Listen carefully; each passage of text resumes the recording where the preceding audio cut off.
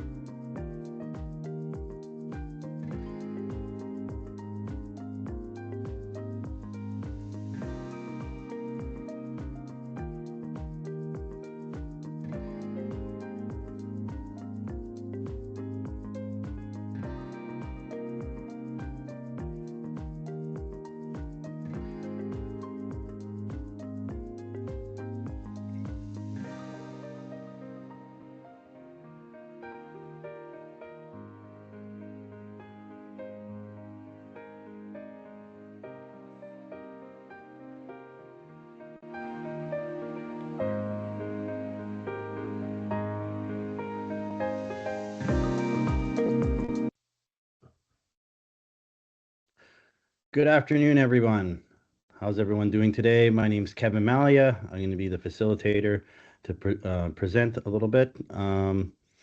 So today we welcome the Kidney Foundation's Kidney Connect virtual support group meeting with a very important topic on mental health and coping with chronic kidney disease. We are very grateful for our guest speaker who will be joining us today, Cinzia Di Carlo, who is a social worker at Humber River Hospital. Before we begin, we have a few housekeeping items I'd like to go over. Everyone joining us with their volumes muted, but during this, your video and volume is automatically muted as well until after the Q&A. So during the Q&A, we will unmute participants who have questions for Cinzia.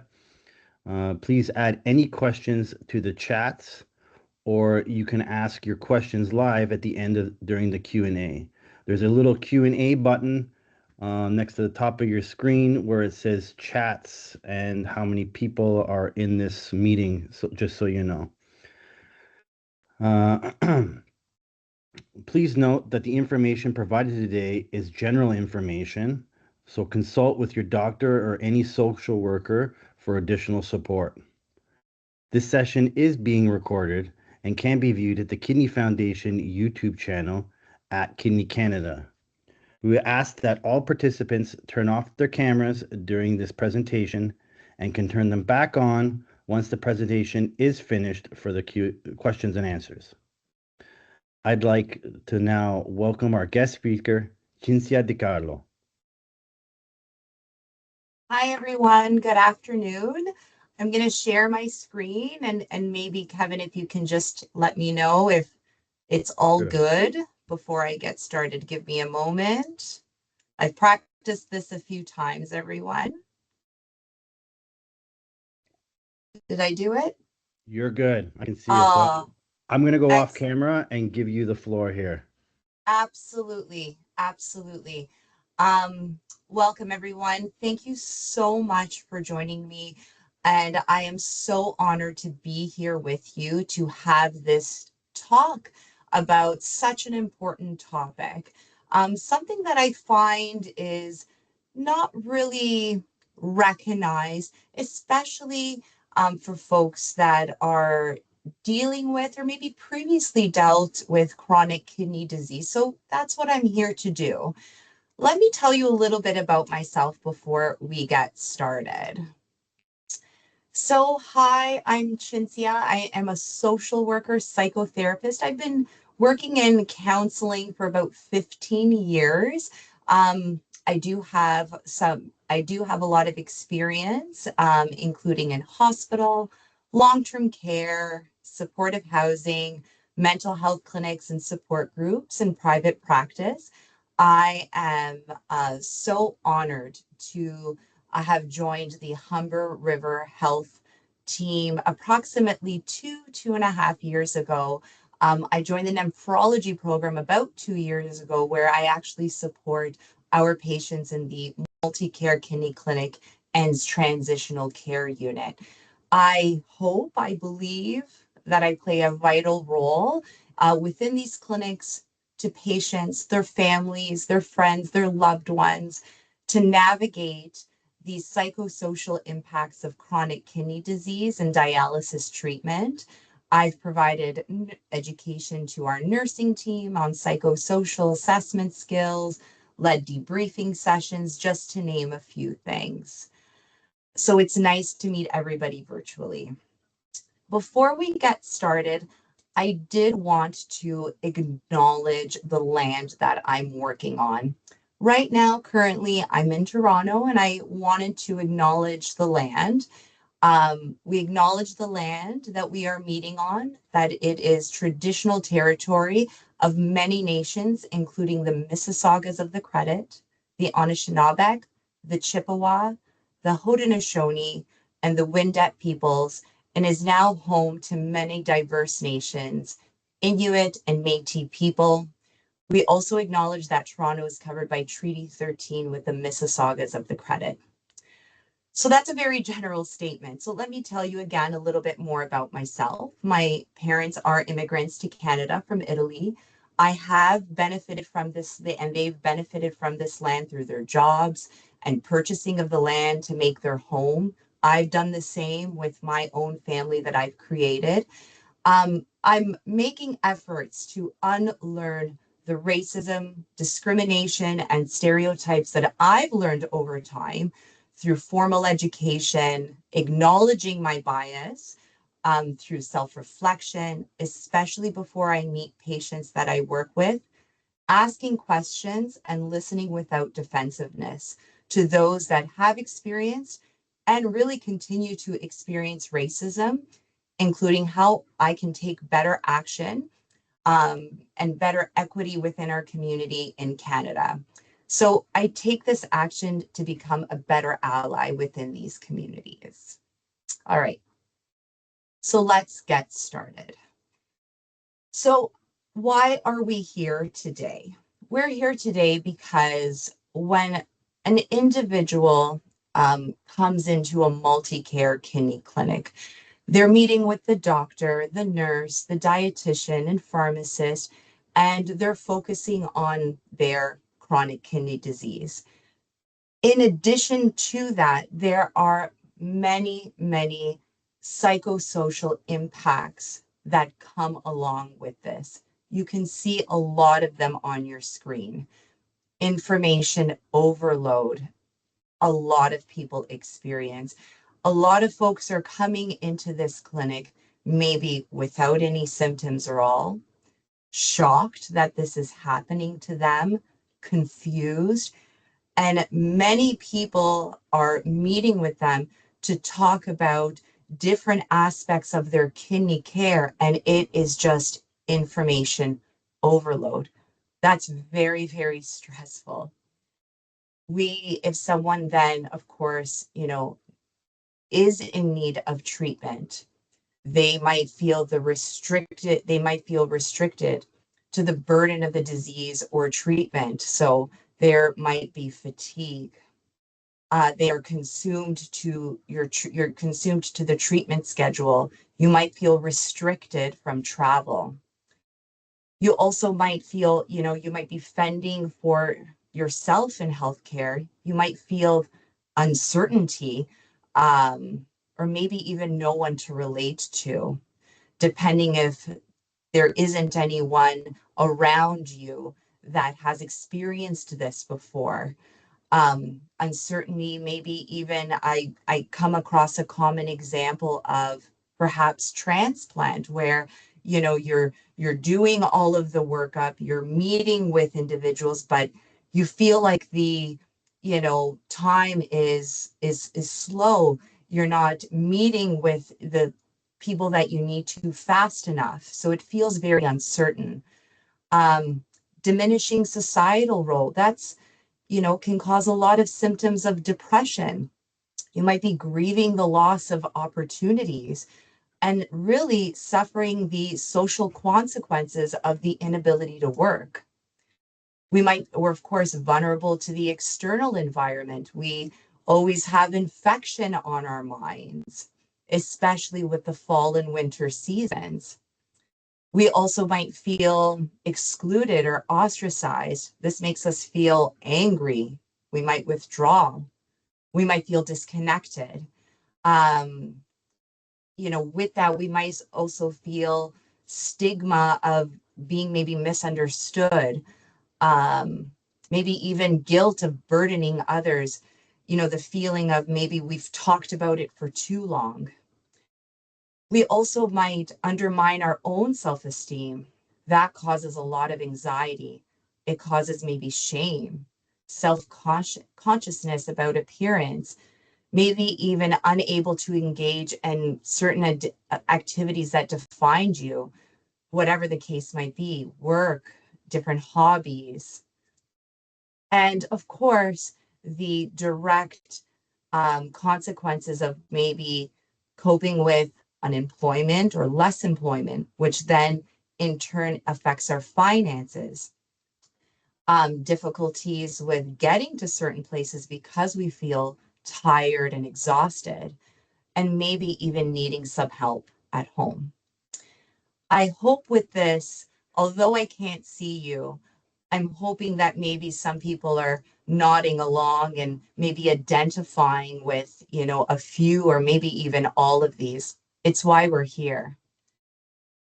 So before I go on to, some of the strategies and, sort of a discussion about trauma and grief and loss, I want to just first and foremost say that these feelings are completely normal.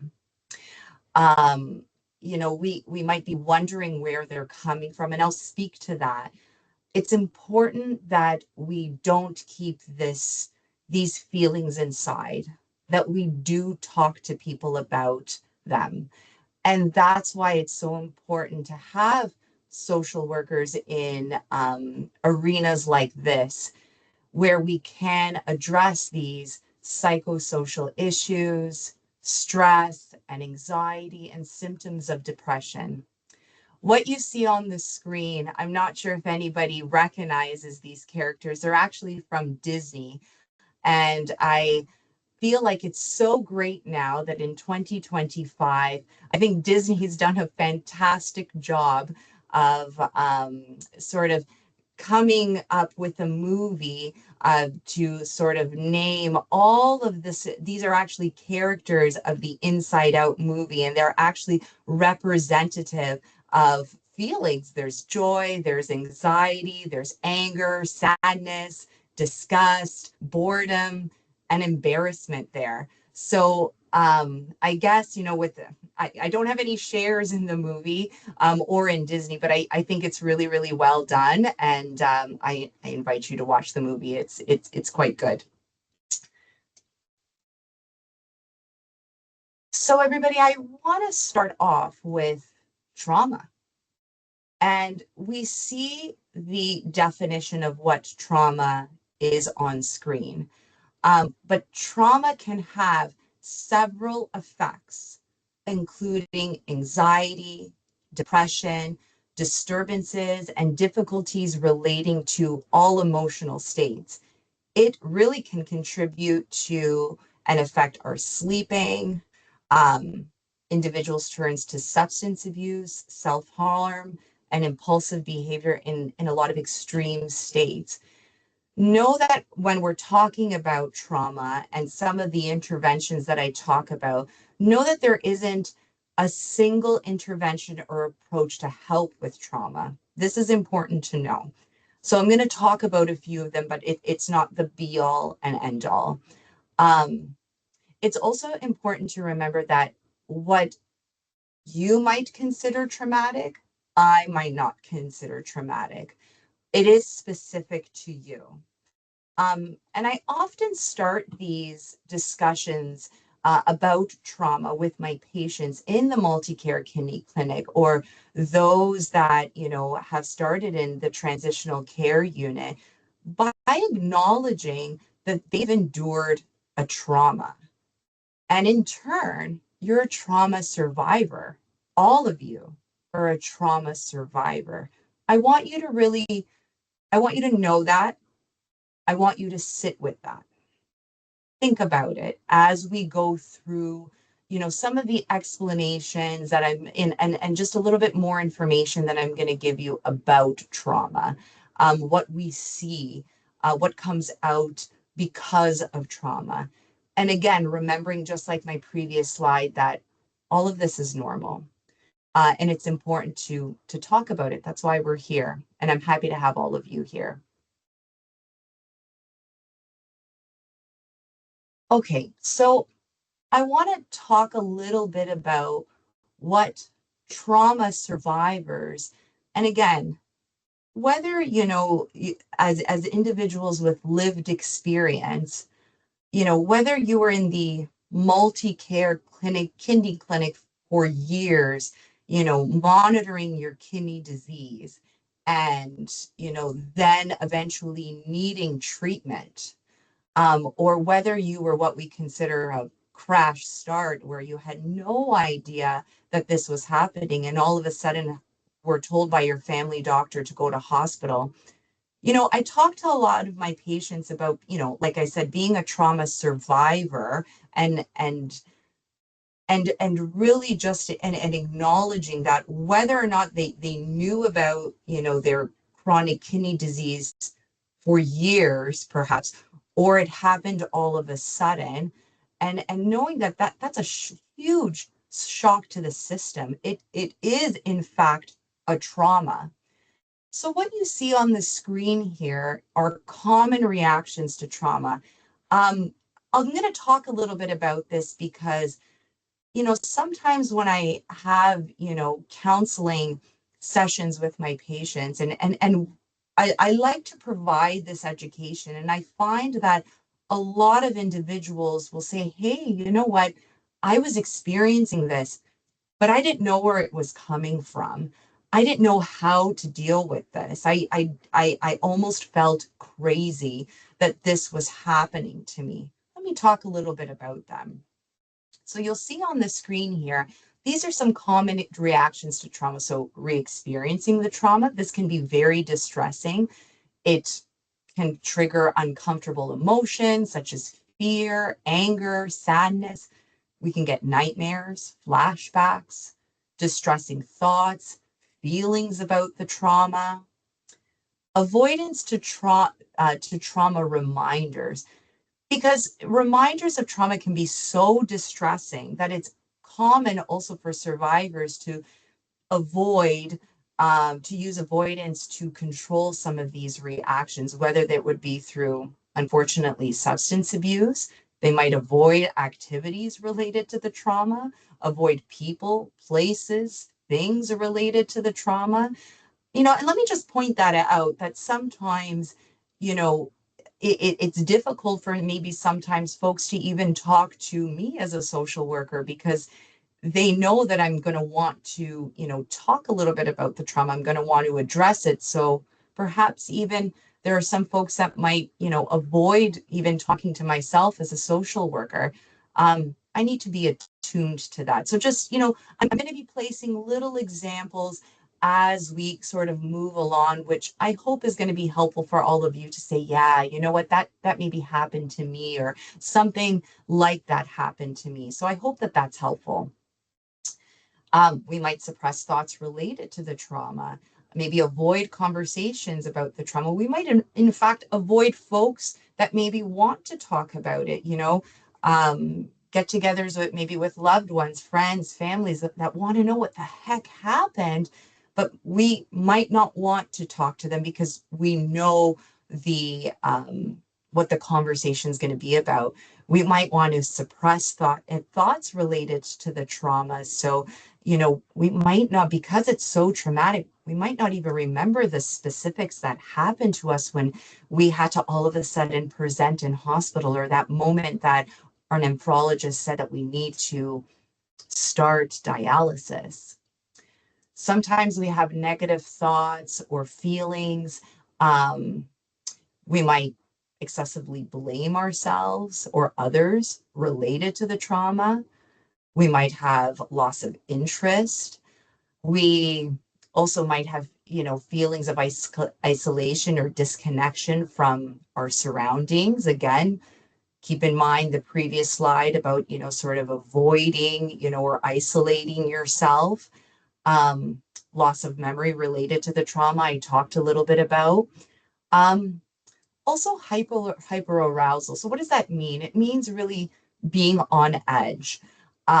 It might begin or worsen after the trauma. We might become irritable, angry, aggressive. We might have difficulty sleeping, feelings of anxiety, or related physical related symptoms. Or we might have a racing heart. Our stomach might be upset. We might get a headache. So, the one of the major reasons why I discuss trauma initially is to acknowledge that, again, what you've endured is traumatic. We often don't do this. We often associate trauma with events like, maybe a motor vehicle accident or a death in the family, but sometimes not chronic disease, at least not so often, at least in my experience. And I'm sure that, many of you, after learning about what trauma is and common reactions today, perhaps some of you, are identifying with some of these feelings, especially after learning about chronic kidney disease or renal failure, or learning that you've had to have to go on dialysis. So I want to also acknowledge grief and loss. So let's shift gears here a little bit. And I wanted to discuss ideas around grief and loss. And I do that a lot with my patients in the multi-care kidney clinic and transitional care unit. Um, Again, ideas around grief and loss are often associated with passing of a loved one, and not usually around chronic kidney disease or the need for dialysis treatment. However, when this happens, we suffer a loss. And this loss and this change, again, affects things like our job, our finances, our status, our family structure, our change of roles, our relationships, our ability to travel as frequently or without a lot of notice. To add to this, we're battling fatigue and weakness. And the way, and I believe that the way we feel is very similar to the feelings that one endures when someone is suffering a loss. When someone suffers a loss, we experience anger and denial. We bargain, we're depressed, and maybe eventually we accept the loss. And those are the key themes, and not what I'm showing you right now on your screen. It's Kubler-Ross's stages of the grief model. But I like this one on the screen a lot better, and I'll tell you why. Because when we suffer a loss or trauma, I feel like we never truly get over it. And it becomes part of us. This trauma, this loss, unfortunately, no matter whether we like it or not, we don't get over it. It becomes part of who we are. And I like this idea of oscillating, a pendulum of going back and forth between stages of loss and restoration. And it's like we almost have a rhythm. But remember that both of these stages are very stressful. And because we often tend to believe that restoration, it means that we're better, when a lot of times it it isn't. And again, with chronic kidney disease, beginning to cope with new ways of doing things like training for home dialysis, readjusting your work schedule, or learning how to book a dialysis center overseas for an upcoming trip. This is all very stressful. So I really want to acknowledge this, that no matter even the length of time, we're constantly like a pendulum going back and forth between loss and restoration. And that's okay. You know, I always admired the way children can do this. They're very, very good at it, meaning being able to go back and forth, to oscillate. When they're sad, they're truly sad. I think about my kids. I have an 11 and an 8-year-old. And when they're playing, they're truly playing and they're having fun. So I admire their flexibility to do this, but yet as adults, we aren't able to do this as well. And, you know, again, as you sit back and listen to this presentation, you know, I want you to sort of sit and think about, you know, why do we struggle as adults with this? And as it pertains to dialysis, do our beliefs tell us that we should be over it? So again, is this, you know, our culture, our community, what we learned at the dinner table? Meaning that, for example, it's been a full year that a person's been on dialysis, or maybe it's been 6 months that you've had your transplant. Why do you still feel so sad? I wonder if anybody's heard this before. Something to think about. Um, Again, the great thing with this model is that we can go back and forth and know that being in any of these stages doesn't last forever. So it's important to be mindful. Okay, and we're going to talk about this next. All right, so I love the idea of mindfulness. So I wanted to start off with this. I often talk about this again with a lot of my patients, and I wanted to start off with the idea of a window of tolerance. This on your screen has a lot of information. Take a look at it as I'm talking. It's not a great picture of a window, but I want to have everybody right now in their minds think about a window, a physical window in your home. Um, this is an idea that was created by Dr. Segal, and it's about a space, the space that you can handle stress in your life in a healthy way and still be able to function and thrive. So think about it. Our windows, just like in your home, there's different sizes. And those can change for any of us, including myself, over time, okay? Even within the day.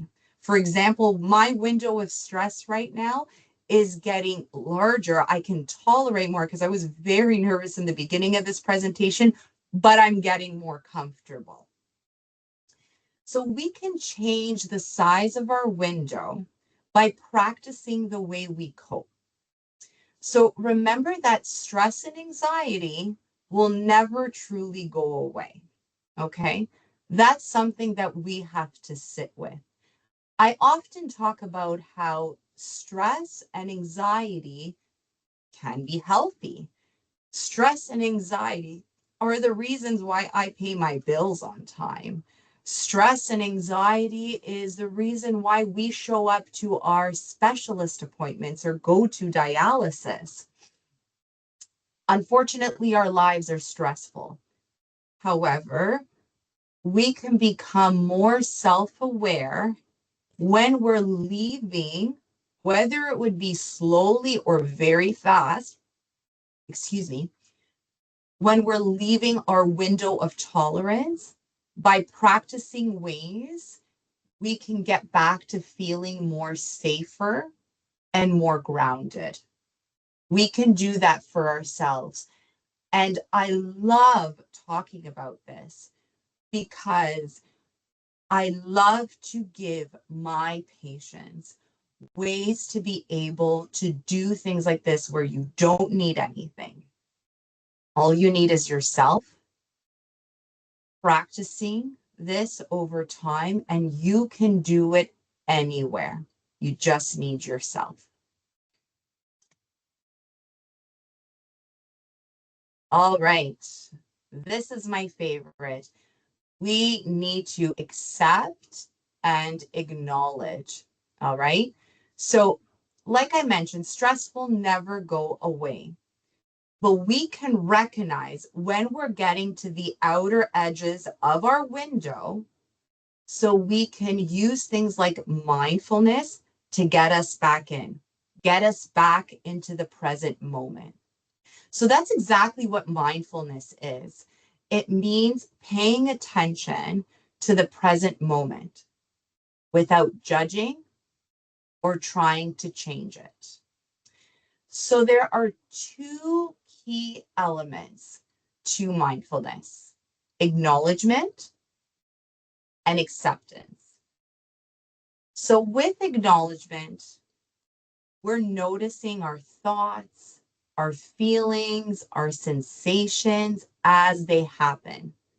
So the goal isn't to stop thinking. It's just to become aware of the experience rather than getting lost in it. And then also to accept. So we're noticing the experience without judgment or trying to change it. So for example, when we're noticing a feeling of anxiety, when we notice a feeling of anxiety, we're simply stating to ourselves, I notice I'm feeling anxious. I love this. I do this all the time. So I will catch myself feeling anxious, stressed, guilty, jealous. And I often find myself, whether it would be in my head or out loud, if you're comfortable, saying to myself, I'm feeling very jealous right now. I'm feeling very guilty right now. And just that acknowledgement that that's part of me, knowing that it's there, is important. So think about a couple of slides ago when I talked about Disney. I'm a Disney gal, okay? I love Disney. So I apologize in advance for the couple of references that I make. But think about stress as a small, funny looking cartoon character in your mind. You can even name them, okay? And when you feel anxious or stressed, acknowledge, I'm starting to feel anxious right now, and accept it. I know I'm feeling anxious, but it's only a small part of me, not all of me. Meaning that little small cartoon character, like, oh, it's back. I see that have entered into the room right now, but there's also different parts of me. Because when stress and anxiety happen, that's when a lot of those flooding thoughts come in. And then as those flooding thoughts come in, it takes us out of the present moment, out of our window of tolerance. And we're just in a different place. And it's hard to come back. So we're going to, right in the beginning, let ourselves know that this little individual has come back just for a little bit of time. We're going to acknowledge that they're there, and we're going to accept that they're there and part of us for now. All right. I love this. So this many different types of therapy and therapeutic modalities.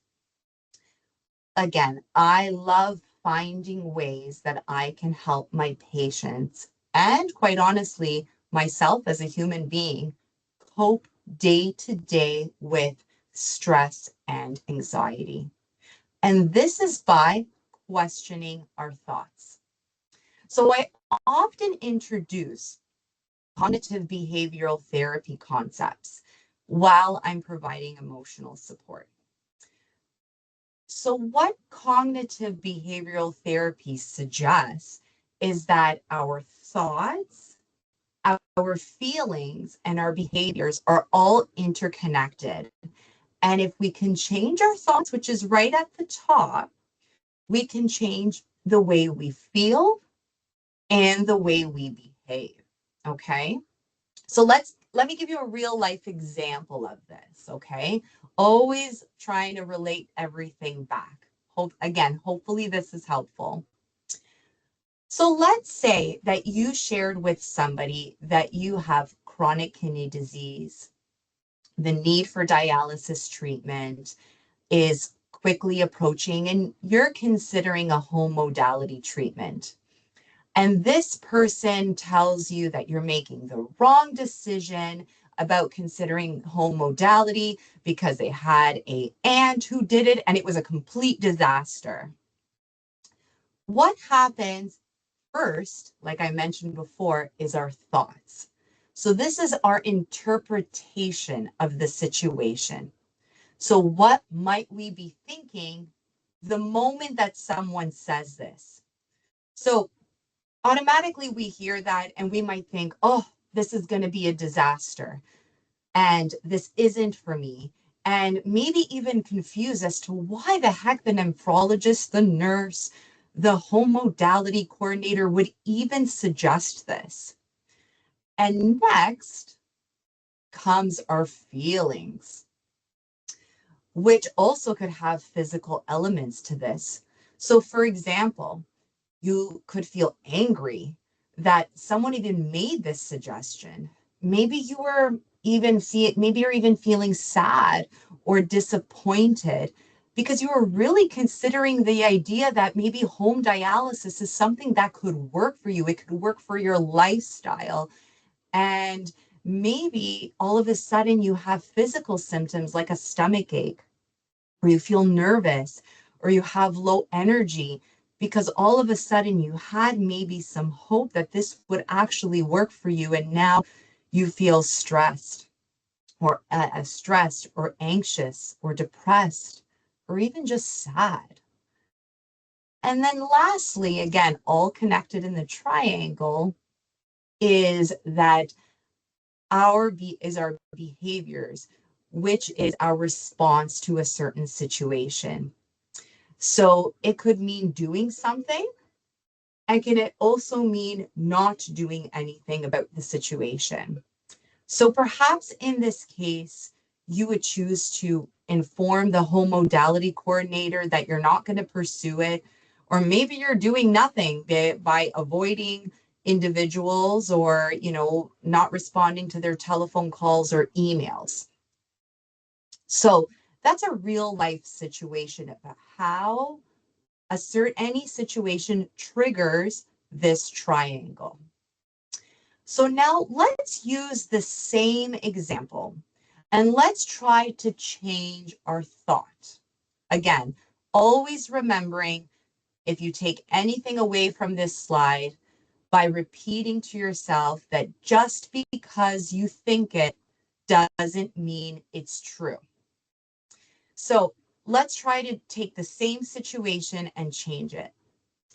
So rather than stopping and changing our thought from this is going to be a disaster, this isn't for me, I can't believe they even suggested this, to just because it wasn't for them doesn't mean that it isn't for me. So, and again, keep in mind when we're talking to other people that may have experienced dialysis, family, friends, any sort of thoughts that come into our mind.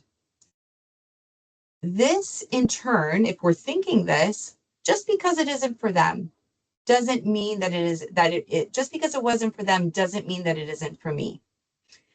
This in turn then maybe could make us feel quite neutral, um, maybe indifferent with the person's story about their aunt that it was a disaster.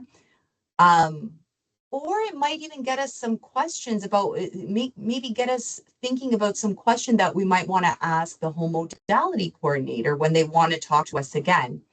So we might want to have a second call with them. We might want to ask a little bit more detail.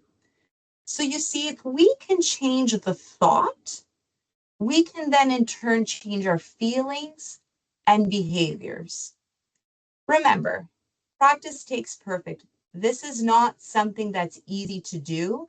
It is something that we have to actively practice. So now I want to also introduce some of the other common techniques that I talk to people about that, again, they can use in real time when they're feeling anxious. Deep breathing. We breathe all the time. All of us are doing it right now. But yet we forget that it is a great relaxation technique when we take slow, deep breaths. So when we practice this regularly, deep breathing can provide immediate and long-term relief to stress and anxiety. Amazing, isn't it? And it's something we can do anywhere. So during periods of anxiety, our body triggers a set of symptoms called a stress response. So remember early talking about the symptoms that we discussed, okay? So when we get anxious, we're in that room with, the nephrologist that's talking about, our kidney disease. We might be in the dialysis chair, thinking about what's happened to us. And all of a sudden, our breathing gets shallow and rapid. Our heart rate increases, our muscles tense.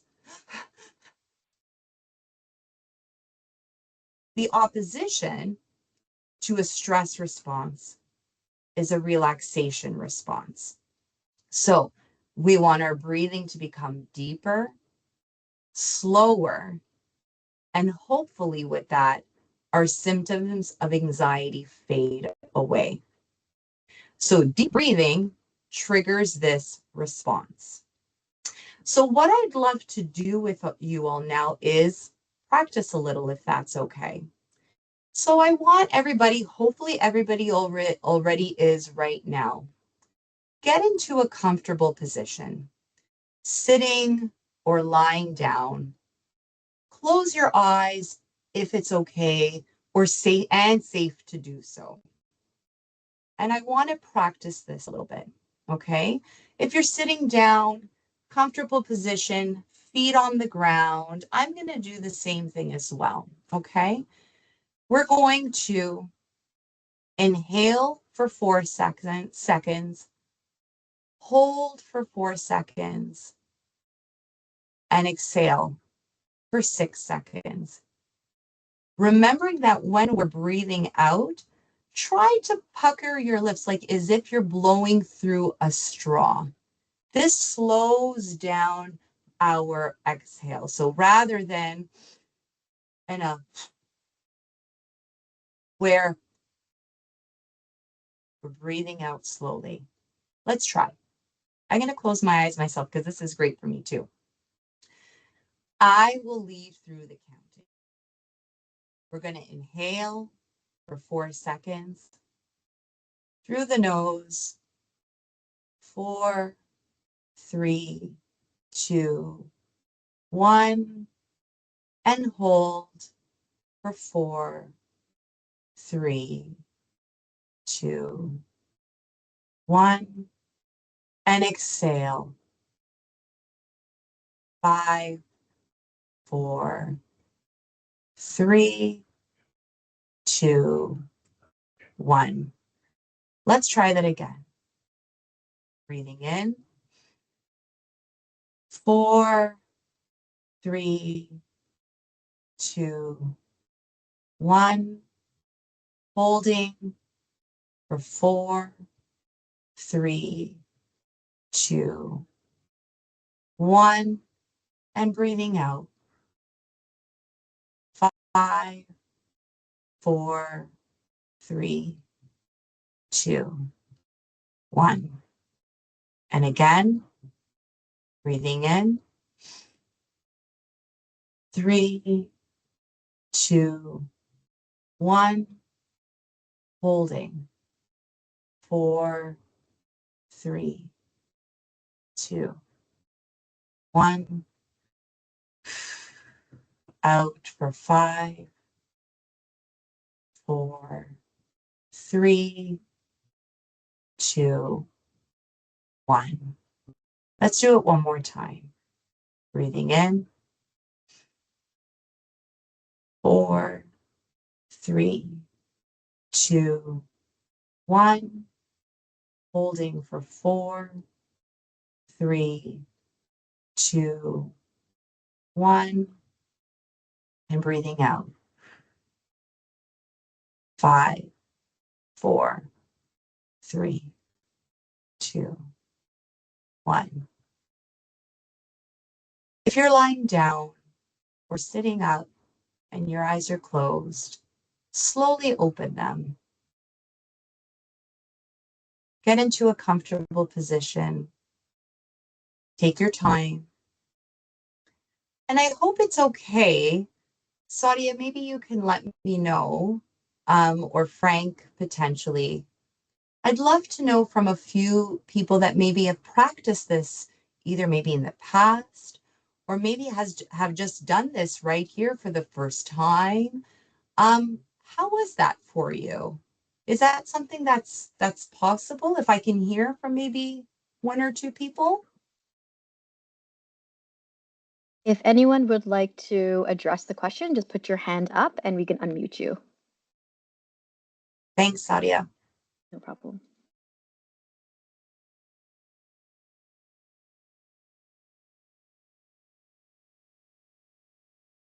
Oh, we have someone in the chats put they felt good. Great. I'm happy.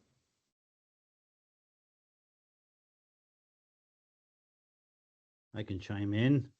I felt extremely relaxed. Yeah. And that's great to hear because again, this is something that you can do anywhere. You can do in your office, you can do at home, you can do in bed. Honestly, this is something that, when after chatting with, individuals, this is something that sometimes even helps people with sleep, right? Because it's relaxing our body. We're focusing on our breath. So no, I appreciate that. Thank you so much for sharing that. I don't know if is there anybody else? Yeah. Yeah, we have comments in the chats. Great. One person says they're feeling peaceful. Another Great. person states it's relatively new, but it's very similar to something they do in their yoga class, but it does Wonderful. seem to slow them down and makes them feel relaxed, releases my shoulder tension. And Awesome. we have Tim, if you want to go ahead and share your thoughts. Yeah, I felt very peaceful, but I couldn't get some of the thought process. I was still thinking of the issues I was trying to get rid of. So it Yeah. was kind of both. Yeah. No, and you know what, Tim? I love that. Thanks for saying that because again, all of this practice makes perfect.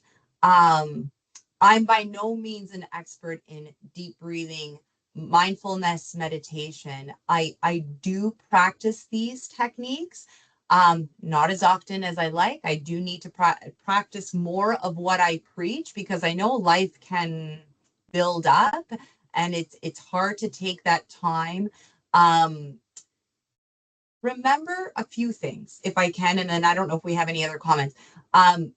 If it isn't working or you can't get those, thoughts, out of your mind, again, practice makes perfect. A common mistake is breathing too fast. Try counting in your head. I know I led through it this time. but still continue to try to do it. I often tell people, you can do this in your dialysis, or you can do it in your mind, but counting serves a second purpose too. It keeps our mind off of the anxiety. So if you catch your mind wandering, return to focus on the counting. Okay, again, if you can and you're comfortable and safe, you feel safe doing that, again, saying it out loud, 1, 2, 3, 5, 4, 3. So try to do that just as a tip. But again, like I mentioned before, stress, anxiety, unfortunately, these are, parts of our lives, and it isn't something that we can, completely get rid of, but something to just slow us down. Okay. Saudi, is it okay if I move on, by the way? Yeah, go ahead. Okay, great. Okay. Aware of the time, see that we're almost coming close to 1 o'clock. I have some more slides. I want to get through them, but I'm almost done, and then love to hear from everybody. We're still doing, Saudi, okay for time? Oh yeah, take your time. You still got a good half an hour. Amazing, amazing, amazing. Okay, so this is, again, another fantastic way. I know everybody's muted, but hopefully, people are thinking about this grounding techniques, okay? Wondering if anybody has heard of grounding techniques, maybe, just sort of nod to yourself. Yes, some people know, and it's okay. I want to talk about them, okay? So grounding techniques are a set of strategies, really, that help to calm your anxiety by focusing on the here and now. So remember the window of tolerance? We're getting you back into that window.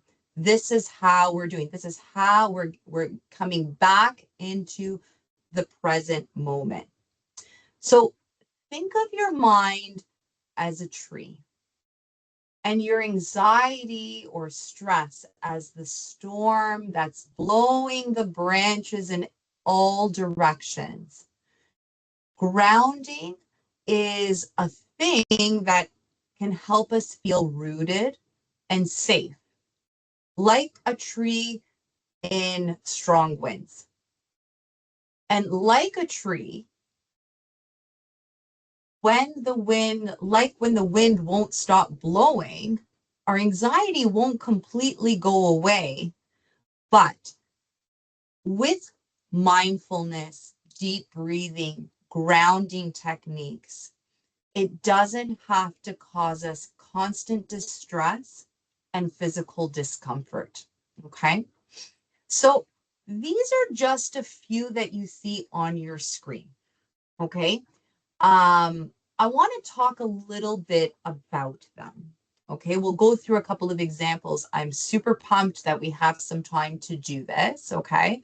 So let's think about, this is a great one. 5, 4, 3, 2, 1. Easy to remember. One hand.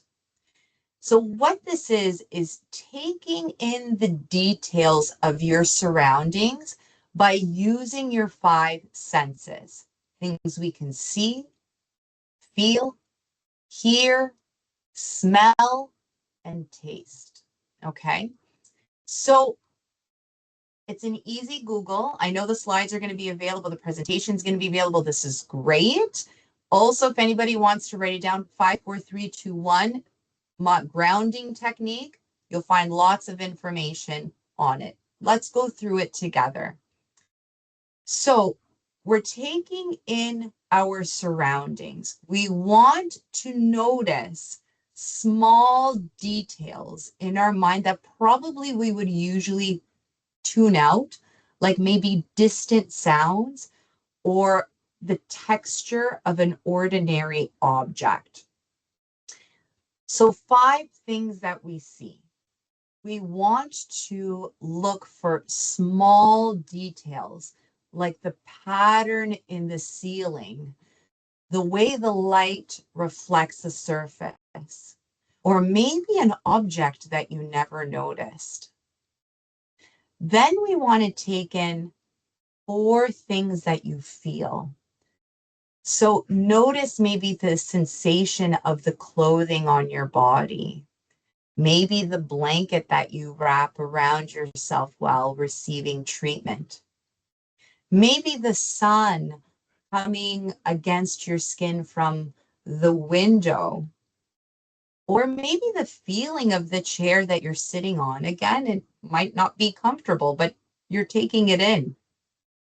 You might even want to pick up an object and examine its weight or its texture. Might even be on the little desk, beside your dialysis chair. You might want to maybe pick up the bottle of hand sanitizer. Take a look at it. See how smooth it feels, how weighted it is. We also want to pick out 3 things that you hear, okay? So attention to the small things that you might tune out, like the clock, or maybe trees blowing in the wind if you have the window open on a nice day. Or, excuse me. And then you want to pick out 2 things that you smell in the air. And it might be, again, good or bad, an air freshener, or mowed grass, or maybe, something, or you might even want to think about something that, if you can't really smell anything, but maybe something that typically has a scent, like a flower or a candle that you really like. And then the last thing would be the one thing that you taste. So this is why sometimes I ask patients, maybe, because sometimes this one can be a little hard, but maybe carry some gum or candy or a small snack with you for this step. And you might even want to pop one in your mouth before you do the 5, 4, 3, 2, 1, because again, just like the counting and the deep breathing, it's going to help you to focus your attention on everything else, okay? We're bringing you back into the present moment. So then there's another thing that I love, categories. So this is when I love using this when even myself, when my mind is consumed with anxiety. What we want to do is we want to, and we're really, where it's consumed by anxiety, we're having flooded negative thoughts and worst case scenarios. We're bringing it back to the basics. We're going to think of and just name whatever you like. I have a couple of examples there: movies, fruits, vegetables, colors, TV shows, cereals, animals, famous people, and just start naming them. Again, bringing you back to the window of tolerance, okay? Another way of bringing someone back to the here and now is by focusing on the sensations of your body, okay? So one of the things that I really like to do, and I've done this, it's fantastic, is when you feel, again, anxious, the flooding into the window, the worst case scenarios, I go to the bathroom and I run my hands under cold water. Brings me right back. If it's a nice day and I'm able to, I'll go outside, take my shoes off, take my socks off, and I will put my feet on the ground, whether it be the cold concrete, hopefully it's shaded in the summer, maybe not so hot, or yeah, not so cool, I mean to say, or maybe on the grass and feeling the blades of grass, feeling that warm soil brings me right back to where I need to be.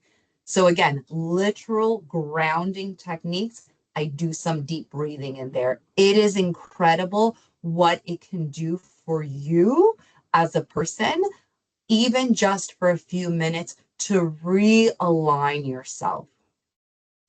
Also, we can do some mental exercises. So again, we want to take our mind off of uncomfortable thoughts and feelings. So again, this could be naming all the objects that you see. Okay. And in my case, it would be my double screen, my water bottle, my scattered paper clips, my rocks that I actually hold while I'm presenting as something tactile. I often do this. I actually have two rocks here. One of them has a smiley face. I'm not sure if you can see that. And I just rub it in between my hands as I'm talking, as I'm presenting, to really keep my mind from, again, flooding, worst case scenarios, keeps me present. I also see my cold coffee right now that I'm going to have to pop back in the microwave after I'm done. So again, love that this is being recorded. Please go back to this. Or again, please, feel free to, Google things like grounding techniques, use sort of the examples, the bullet points that I put here to be able to guide your search. Okay. Lots of resources out there. And really also just remind you to bring it back to the social worker as well. They're a great resource, within your community to do that. I'm sorry if you can hear my telephone in the background. Okay. So this is something else that I wanted to talk about. Again, we're continuing the meditation, the mindfulness technique. I love the idea. You probably have heard me say that way too many times, but these are all really good techniques. There's lots out there for everybody here. And I often talk about, with my patients and clients, really, not everything is going to work for you. Some might work better for me. Some don't work at all for me.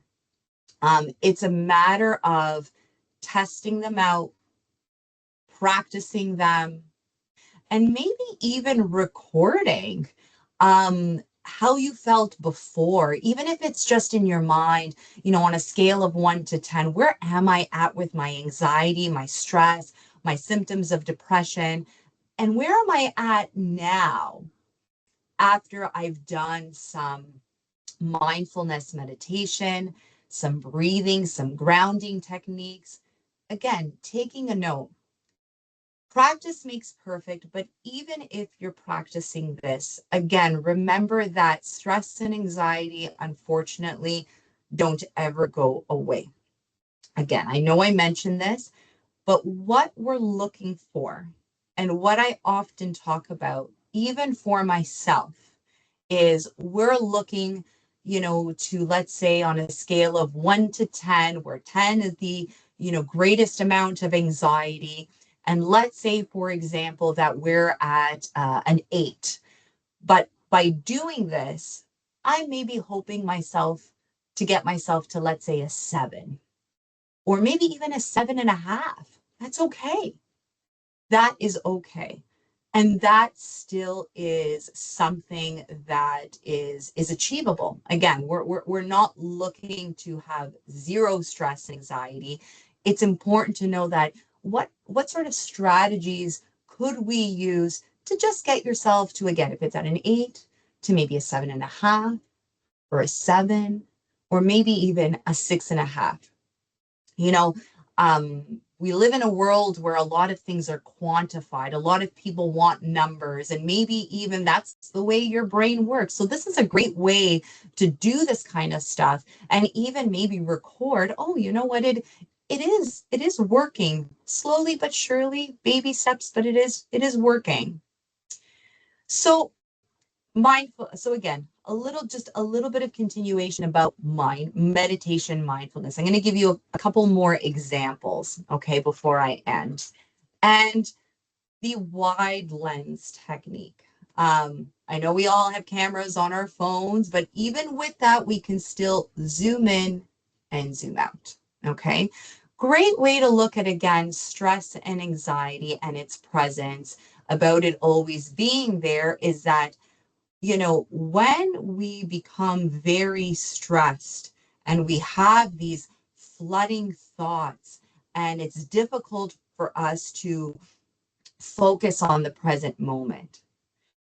Again, something very tactile. I talked about, you know, the cartoon, and, you know, the deep breathing and the grounding techniques. Another great thing that I often actually use personally is the wide lens, meaning that I'm almost taking a picture of my life, of the moment, but I'm using a wide lens, because oftentimes when we're stressed, we're having these flooding thoughts, we're out of the present moment, we're focused on everything that's going bad in the worst case scenario, and everything that we are thinking about is stressful. We're stressed, we're anxious, we're depressed, and that's all we see. Use the wide lens. Take a picture mentally. Sometimes I even encourage people to go through maybe their camera reels in their phones as a reminder of everything else that is perhaps going well, or even just neutral. You know, sometimes I often encourage people to take, you know, pictures as they go along of, you know, maybe, you know, a beautiful tree or a river or the sky, and people that they love, as reminders that there's other things in our life. Again, stress and anxiety remains there, but it's not the whole picture. All right. Wide lens technique. Another great way of introducing mindfulness is the RAIN technique. The recognize, allow, investigate, and nurture. Okay. On your screen, you'll see that there's the worksheet, gives you the information that I'm going to go through. Or again, it's a, you know, it's a quick, perhaps, Google. So let's go through this. Okay, I'm going to do two more, this one and the next one, and then we'll, you know, sort of go through some resources and open it up to maybe questions or comments. So again, RAIN, another great, easy way to remember it. RAIN, recognize, allow, investigate, and nurture. So again, R, we're gonna get ourselves, before we do, we're gonna get ourselves into a comfortable position. We're gonna close our eyes, or maybe let our gaze soften. We're gonna take a slow, deep breath.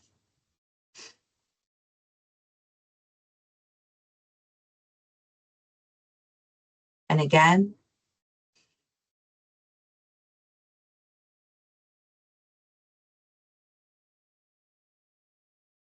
we're gonna recognize, let yourself feel the ease of the present moment. Slowly take in your surroundings. Recognize your thoughts, your feelings, your physical sensations. Name those feelings out loud, or maybe silently to yourself, good or bad.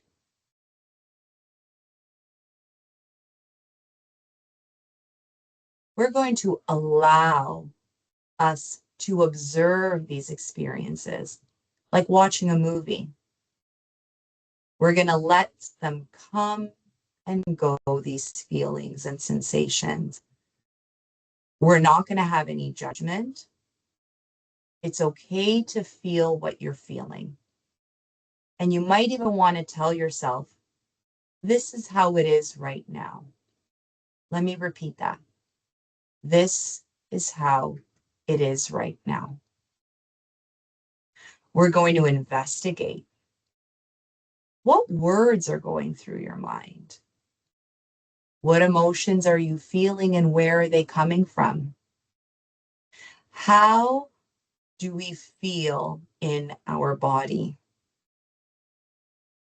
Sense the most vulnerable part of yourself and reflect on your needs, like acceptance, forgiveness, love, and belonging. Nurture those feelings. Be kind towards yourself and your experience. We all know that we don't do that very good for ourselves. Give yourself a comforting message like, I'm going to be okay, or I love myself. You want to also maybe think of a friend or a family member, or maybe a pet or a spiritual figure, and imagine their love flowing in and out of you. Let in the healing and compassion until you feel calm, connected, and centered. Take a few deep breaths again. Hold and breathe out.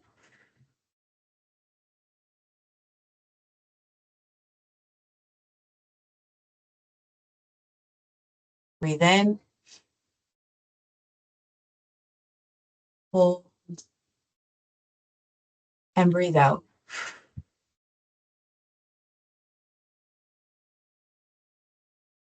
Last time.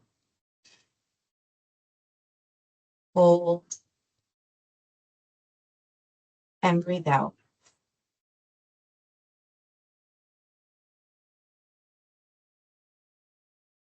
When you feel comfortable, open up your eyes. If you're lying down, slowly get up. Remember to be kind and mindful to yourself as much as possible.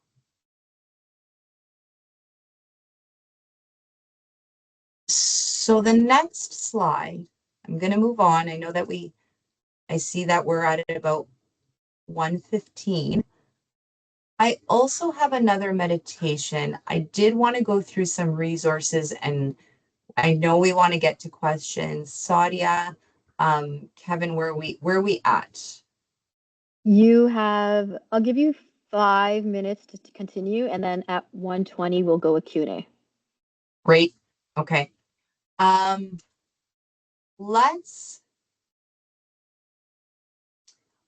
Maybe perhaps what I'll do is I'm going to go through some of the resources, because I think I've given some good examples of mindfulness meditation.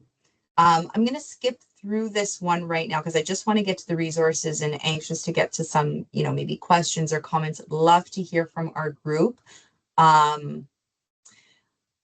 Keeping in mind, again, I love the image of a tree. Strong, rooted, but again, isn't immune to the strong winds, storm, but it survives and it grows larger and more colorful. Think of this image. If you can, and you have, of course, access to a phone, I know most of us do.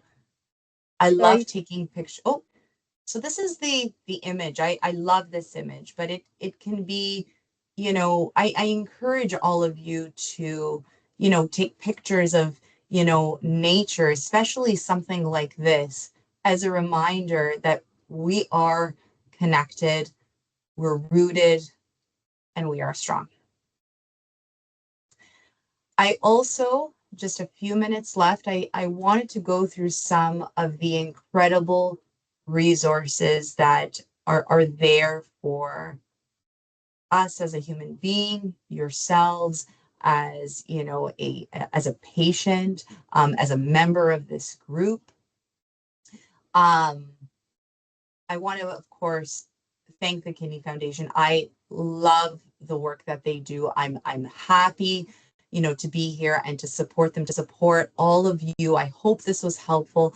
Please, please, please continue, as you probably already are, tapping into the resources of the Kidney Foundation of Canada. I am constantly, every single patient who I strive to meet. There's hundreds of people here at Humber River Health in our multi-care kidney clinic.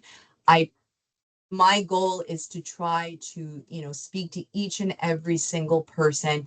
And I always, link in the Kidney Foundation and all of the great work that they're doing with the peer-to-peer support, the support groups like we're here now. So, just a reminder that there is that resource. Ontario Structured Psychotherapy Program. This is something that you can actually self-refer. They have lovely structured cognitive behavioral, remember the triangle, based resources, work, lots of psychoeducation there that can support you, lots of counselors that are there as well. Again, you can self-refer. If not, please speak to the social worker. If you don't know who that is, please speak to the doctor, the nurse. They can find that person for you and refer appropriately. Happy to also talk about psychonephrology.com. This is a fantastic website. I've written a blog or two there as well. Should be doing more because this is such an important, this is so important for our community. But lots of good information about the emotional and psychosocial impacts of chronic kidney disease. Lots of information there. I really, really encourage you to go onto that website as well. Of course, there's local mental health clinics, free counseling support. A lot of it might be in short duration, but it certainly is there and something that you can tap into. If any of you maybe are fortunate enough that, through your work, there are, in some cases, assistive EAP, employment assistive programs that also where you can tap into some counseling resources through your work for free. A lot of times we do forget about that. So love to, remind folks about that. And then, of course, crisis distress lines. If you ever feel that you are, in distress, you are in crisis and need of immediate support, please remember these numbers, 988. This is a telephone line that is open 24 hours a day, 7 days a week. And open for you. They, I believe, also take text messages as well from folks. So, please use it, if needed.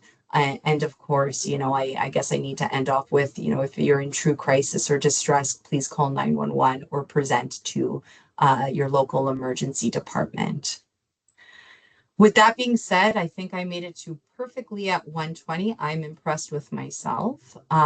Again, thank you so much. Thank you so much for everybody's attention. I hope that this was helpful. I want to do good by all of the folks that are here, whether you are, currently receiving treatment, the need for treatment is approaching, or maybe experienced, treatment in the past, have received a transplant. I hope that this was helpful in just acknowledging some of the psychosocial and emotional impacts of chronic kidney disease, knowing that these feelings are very natural and normal, and knowing, some of the resources that are out there, and hopefully maybe even if it's just one way, whether it be deep breathing or counting, or just saying to yourself, just because I think it doesn't mean it's true. I think I've done my job. Thanks so much. I'm going to stop sharing now. I'm going to have maybe Sadia, Kevin, maybe take the floor and open it up for some questions and comments. Thank you, everyone. Hey, perfect. Do we have